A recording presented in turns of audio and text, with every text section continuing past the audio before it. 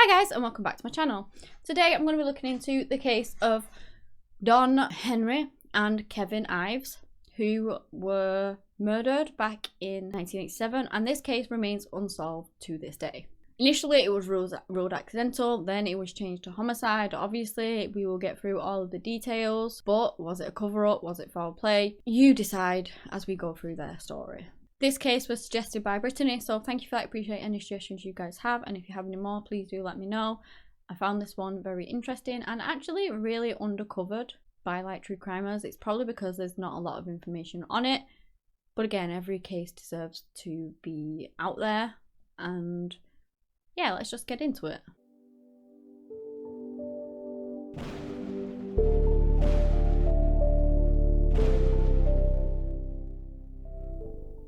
Donald George Henry was born on the 25th of September in 1970 to Father Curtis. Now, I couldn't find his mother's name as much as I tried, which is kind of frustrating because I like to give you all the details that I can, but you know, I just couldn't find it.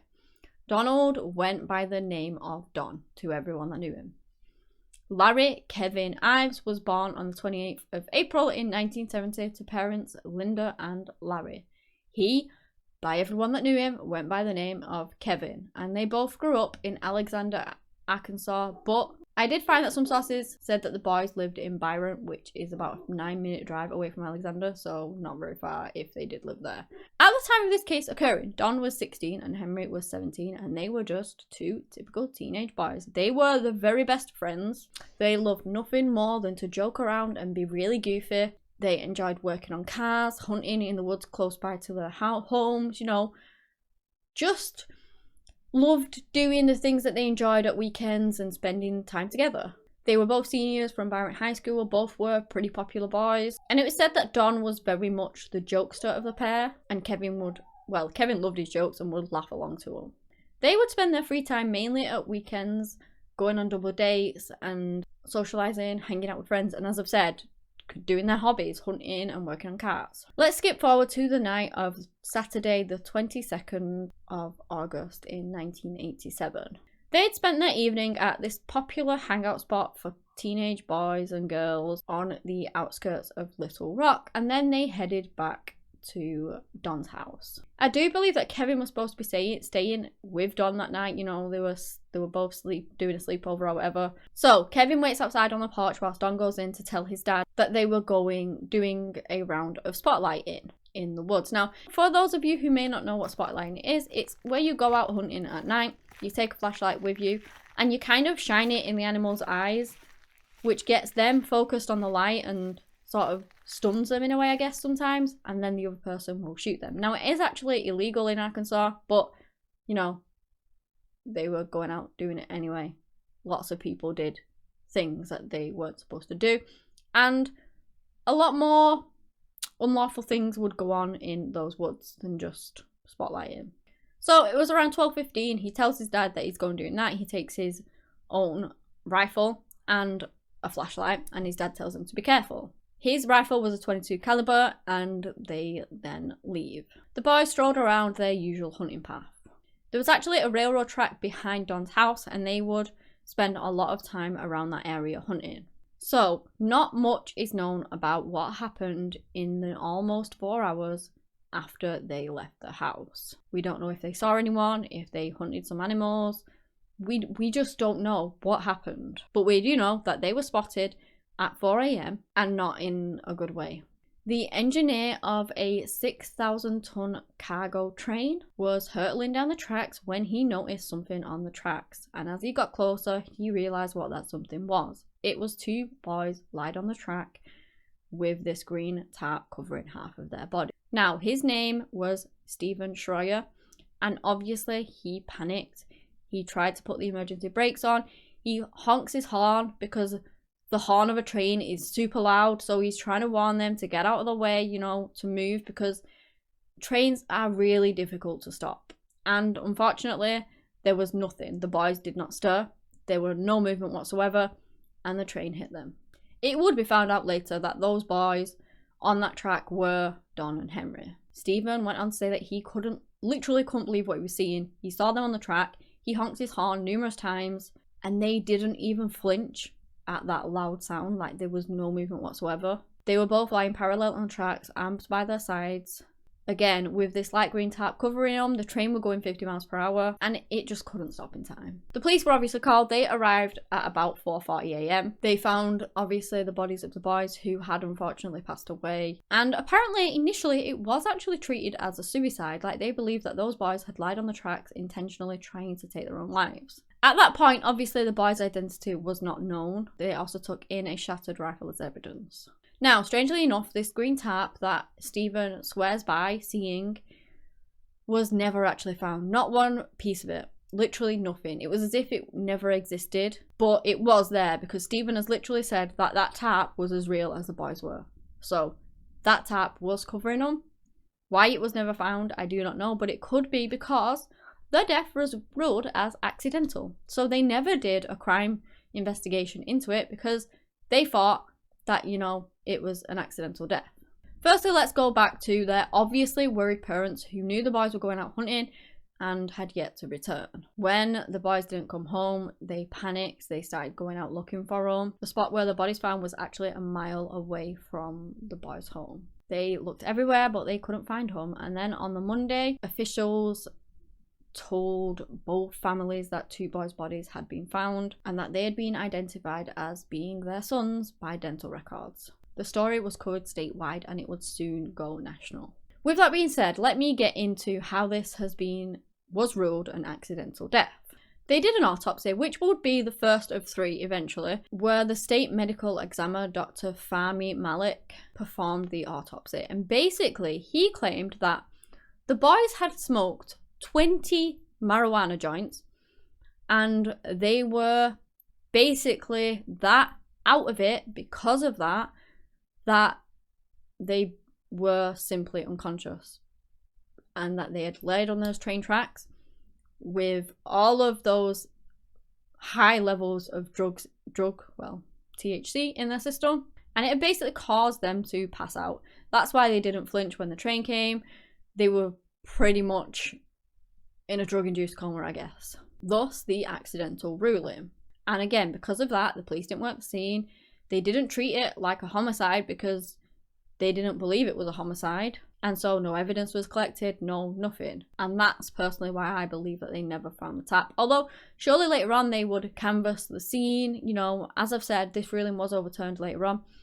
Surely they would canvass the scene and things and maybe find remnants of this tap. It probably was shredded with the force of the impact, but surely you'd find something, but they just never did. Going back to all that THC in their system. Now this was very skeptical at the time because it is extremely, extremely rare for somebody to basically go into like a drug-induced coma due to marijuana, due to THC. To the point where they fell asleep and they literally could not hear that train honking its horn, which is super, super loud, bearing in mind. Let's just say that not many people believed it, their families certainly did not believe it, and they were not happy with that ruling. There was a lot of speculation around that doctor too. I've read that his own staff accused him of keeping outdated crime lab stationery, that he allegedly falsified autopsy reports, things like that. That's apparently what his staff said. I'm not obviously accused him of anything.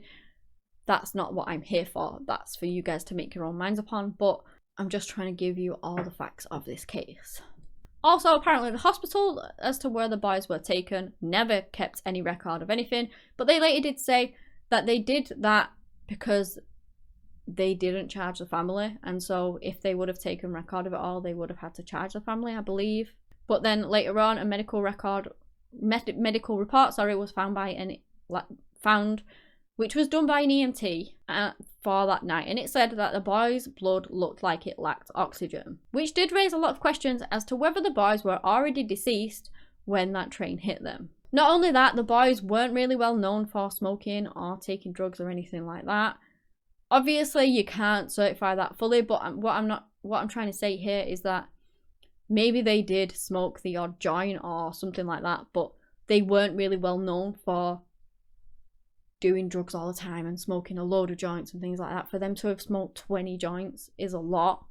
They weren't known for that at all. So their families dug deeper.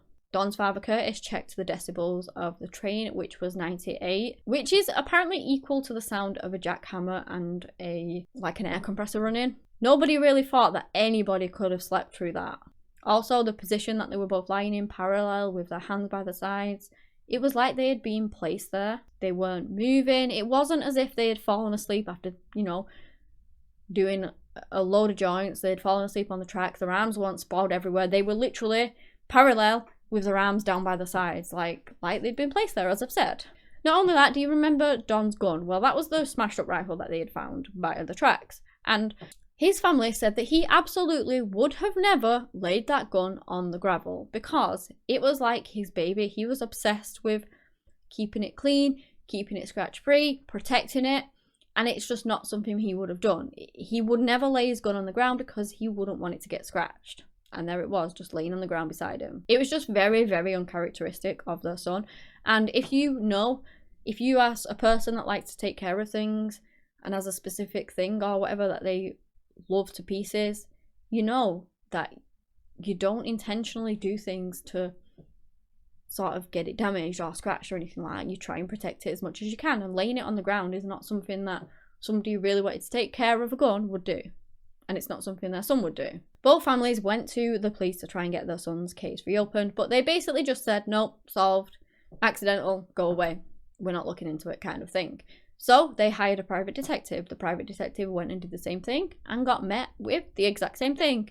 Go away, it's been solved, kind of thing. So what he decided to do was go and do a press conference. So the families did. They announced on this press conference that Dr. James Garrett of San Antonio, Texas, had offered a second opinion of Dr. Malik's findings. He concluded that it was very unlikely for any amount of THC to have caused the effects that he alleged they had. Basically, making the boys fall asleep to the point where they are unconscious and cannot hear or even move, basically. It was very unlikely that was the case.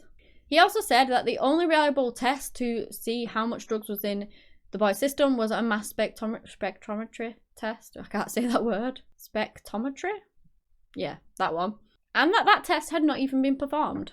Another doctor, a toxicologist, stated that he found the findings very bizarre and had never heard of anyone becoming unconscious due to exposure to THC. So basically, with all this and with, these testimonies and things, they hope to spread the word to the public, and that the bizarre way in which their sons' lives had ended, that the police should relook into it. And, doing this publicly kind of would put a lot of pressure on the police and spread the word to the public about their case. If anyone knew anything, they would come forward and so forth.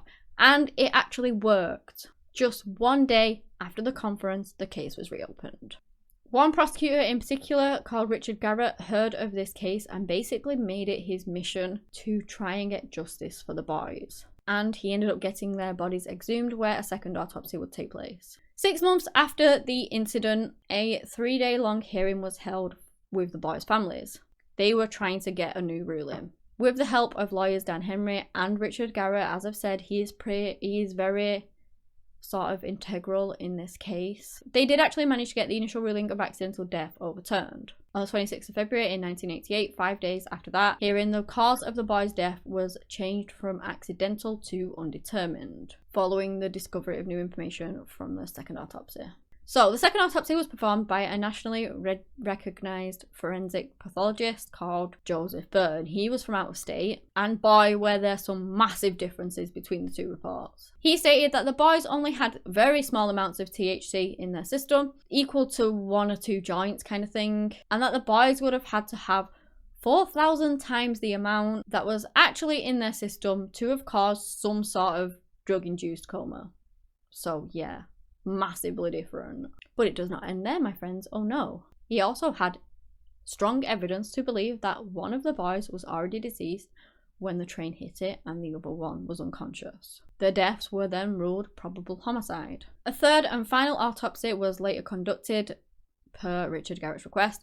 I actually couldn't find who did this autopsy, which is frustrating because I managed to find the other 2, but I just couldn't find who did the third one. If you guys know, please do let me know. But this time they took a closer look at Don's clothing and Kevin's body. This examination stated that there was evidence on Don's shirt that he had been stabbed. Now, at the time of his body being found, I believe he wasn't wearing this shirt. They did find it, but he wasn't actually wearing it.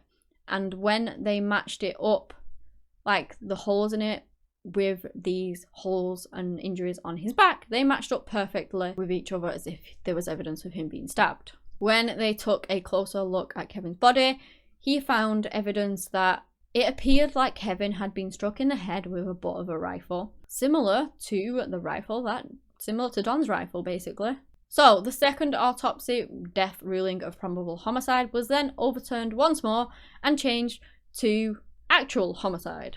Richard Garrett questioned the green tarp that obviously Stephen had seen, which was never found, had just completely disappeared. Garrett really wanted to know who had covered up Kevin and Don's body with this tarp and why. Apparently, police went on to say that Stephen never mentioned this tarp before, but, you know, Stephen said that they basically questioned the police, questioned the tarp's existence from the beginning. They didn't believe that there was a tarp over them.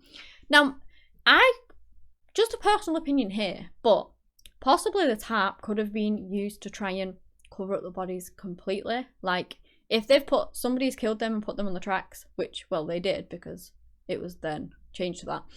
Maybe they tried to cover it up with a tarp so that the person driving could not see the bodies and therefore would not hit them to make it look, I don't know, I wouldn't notice it.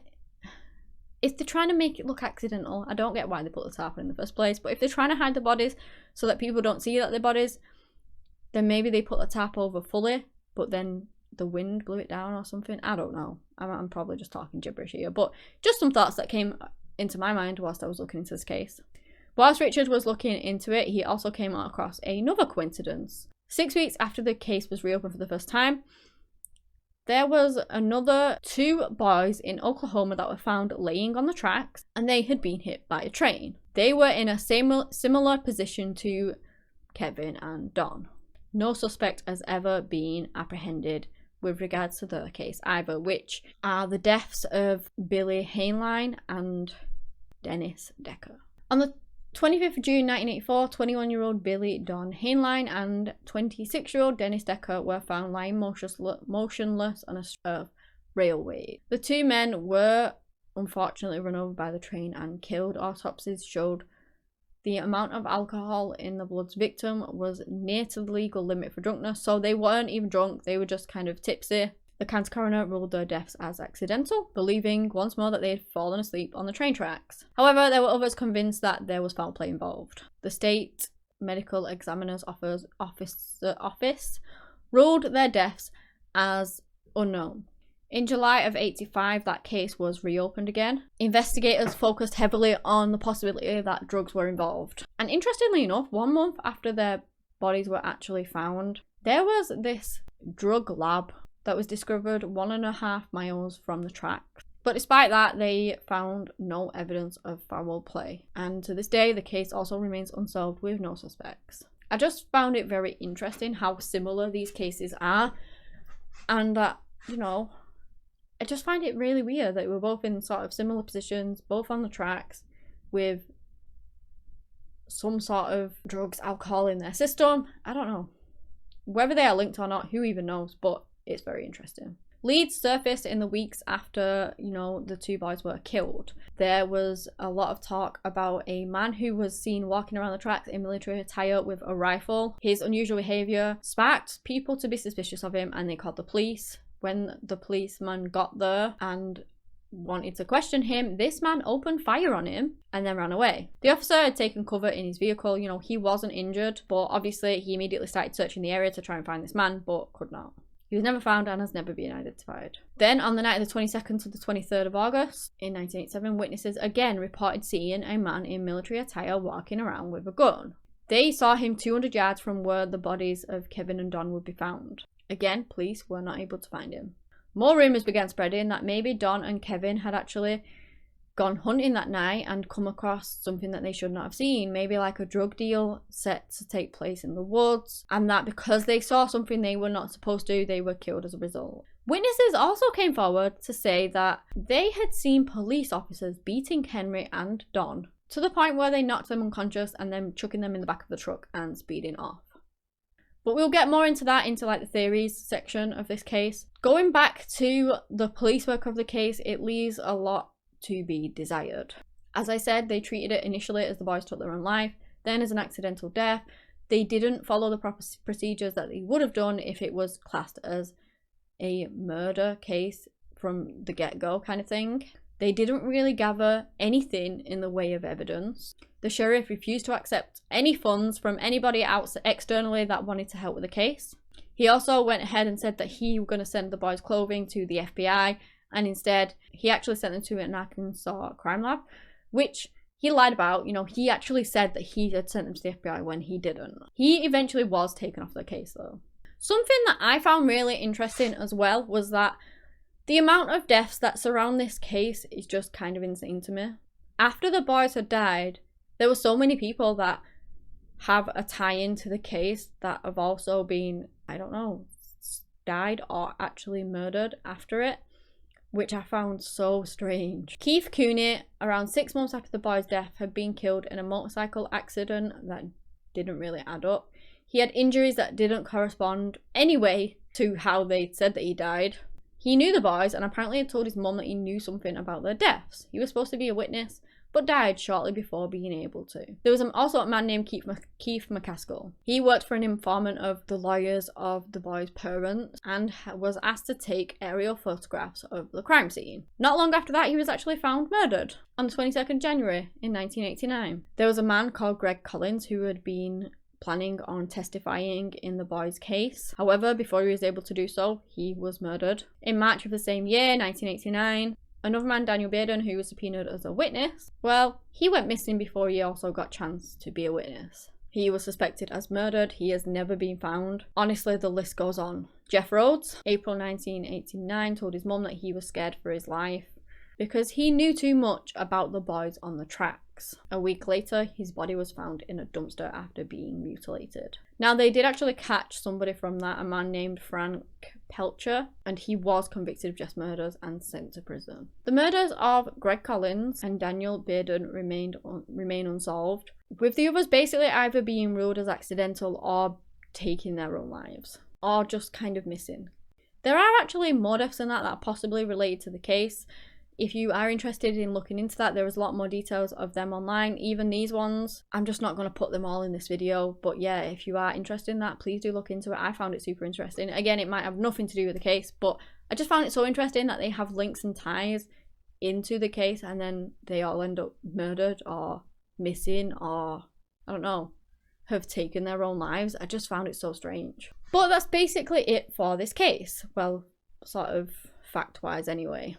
Richard Garrett, the prosecutor, had fought so hard for justice for the boys. Unfortunately, never got to see it. He died at the age of 72 on the 23rd of October in 2018. He never found out what happened to them, despite spending and dedicating so much of his life to trying to find out what happened to them. The families of the boys still have no solid answers as to what happened to their kids on that horrible night in August of 1987. But there are, of course, as with many of these cases, lots of theories.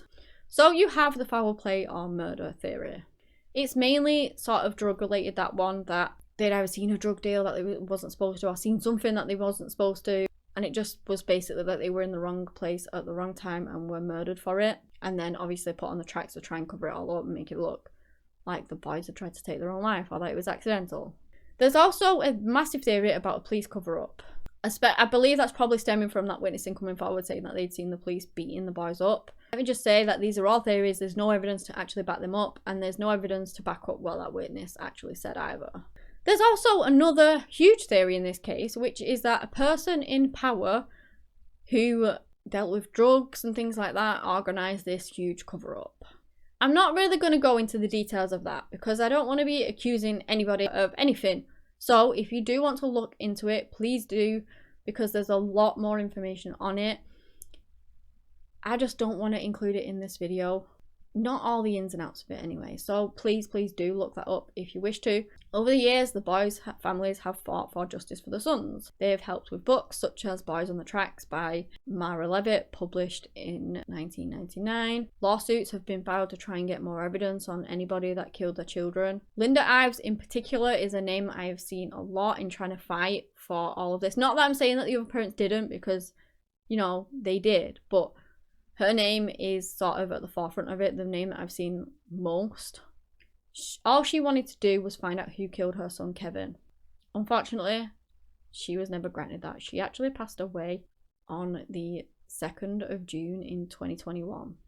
It might have been the 3rd of June actually, I'm not entirely sure. 2nd or 3rd of June in 2021. She was 71 years old. And she never got closure on her son's murder, which is just so heartbreaking, because all of her life she tried to find out any information and tried to find out who did this to her son, and she never ever got that knowledge, which just honestly totally breaks my heart. No parent should ever have to go through that in the first place, but then to never find out who actually did it is so tragic.